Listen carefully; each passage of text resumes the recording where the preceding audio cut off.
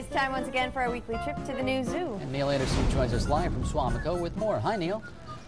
Hey, good morning. And of course, it's going to be a hot one out here today. And of course, with the heat, you know, there's a lot of animals that are affected by this that have their exhibits outdoors. And of course, one of the animals we're with right here is an albino alligator. His name is Lucky. And of course, if with this heat, Pete and Rachel, this is great alligator weather.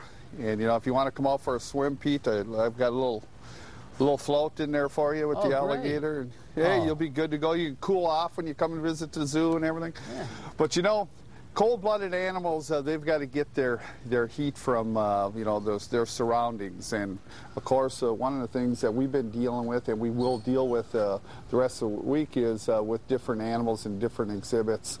The heat, and of course the big thing is not only the heat, but it's the humidity that really concerns us. Now with an alligator, this is just perfect weather for these guys. This particular one, you know, I got to tell you, yesterday during the real hot part of the day, came over to take a look at the alligator. Now the pool is set at about 78 degrees. And it was, of course, a little bit warmer with the way the temperatures are. But the alligator was actually laying underneath the heat lamp during the middle of the day, as hot as it was.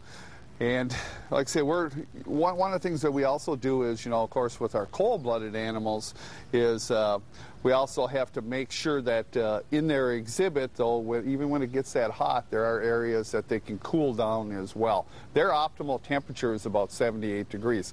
So if you're out at the zoo and you'll come over, like, say, to our giant tortoise exhibit, one of the things that we do over there is we'll put a sprinkler over that building. We want to cool that building down, too, that they're going to go in the evening. And in addition to that, we'll put some sprinklers on. We'll fill their pool early in the morning. And then there's plenty of shade. And then plus also there's areas of sun, so they can adjust as well. But one of the things that really concerns us, you know, with the rest of the animal collection is that high humidity. And the animals and their ability to go ahead and dissipate that heat. Everybody's different. I can tell you, just as we're right over here by the alligator exhibit, but you can see there's a pied crow over here. You know, one of the things that sometimes people don't realize, like with birds and everything, this would not be a good time to do any medical procedures or restraining animals. Birds have a real high temperature. You know, their temperature is about somewhere, you know, 104, 105 degrees. Now, you can run into serious problems. You get about 110. Now, you know, your body starts shutting down and this and that. So if you're restraining a bird, what you have is you have under their wings, they've got to open their wings like that to go ahead and help with bringing the blood, you know, all the blood to the surface to cool down. That's their mechanism. We have to understand all that. You know, even if you're going over by the goats, if we were going to handle an animal with horns, in the heat, the one thing you'd never want to do is go ahead and cover those horns, because that would actually drive the heat up into the skull and into the brain, and that'd be a much, you know, it'd get to that heat point real quick. Yeah. So those are things that we have to take a look into account. And you know, the next segment too, we're going to tell you some of the other things that we do out here.